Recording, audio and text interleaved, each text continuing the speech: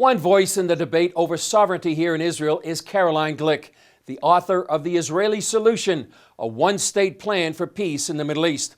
I talked with Glick about why she believes this is the time for Israel to assert its historical and biblical claim to Judea and Samaria. Caroline, thanks for joining us on CBN News about this very important topic.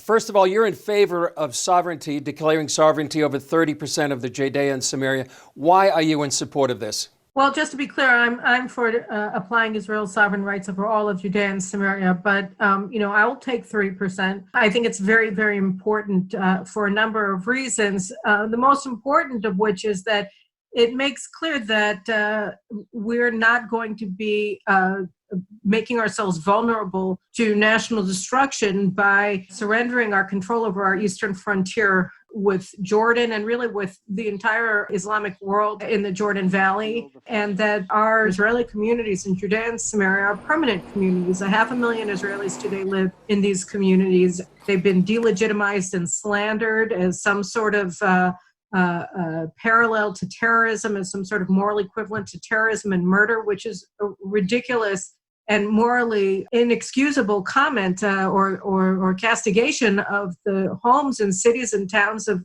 Israeli Jews. So I think that the plan that President Trump proposes at least rights that wrong. And we need to do it in conjunction with the United States because these communities and because Israel's national rights and legal rights to Judea and Samaria, which are incontrovertible under international law. I mean, the sovereign rights to these areas was given to Israel to develop a Jewish national home by the League of Nations in 1922. There are leaders in Judea and Samaria that are concerned that the Trump administration, this Peace to Prosperity plan, also leads to a possible Palestinian state. How do you address those concerns?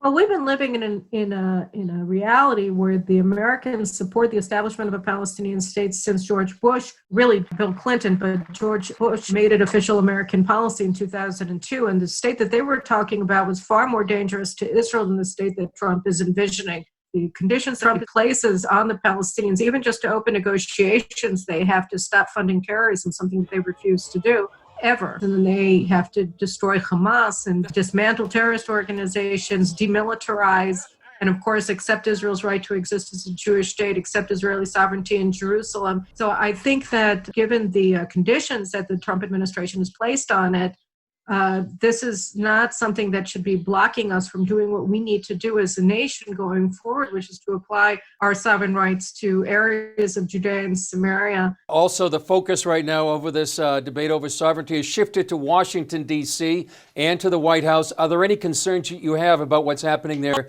in Washington? We have a lot of concerns because, we've seen that the enthusiasm in the Trump administration for its own peace plan has waned over the past several months. I mean, Trump presented this plan in January, and we had another hung election essentially in early March. And in the meantime, everything got overtaken by the coronavirus, by COVID-19, that cast everything by the wayside for 2 months. And then after that, you started with the rioting in the United States. So we understand that the Trump administration is distracted, but we also think it's very important, especially with the rioting in the streets. They're trying to overturn everything that America means, the Judeo-Christian foundations of America. And we truly believe that this is actually good for the United States as well. I truly believe it because, if you want to restore faith in the foundational values of the United States that really are predicated on the Bible, it's important to bring Judea into Judeo-Christian values. And by applying Israeli law to parts of Judea and Samaria with American support, I think you do just that. I think it's really a shot of adrenaline for a lot of people in the United States that are feeling demoralized by what they're seeing on the streets. So I think it's important both domestically in the United States, and obviously it's vital for Israel to go forward with this to ensure our survival over time and to assert finally our sovereign rights to the cradle of Jewish civilization, Judea and Samaria. That's where the land of the Bible.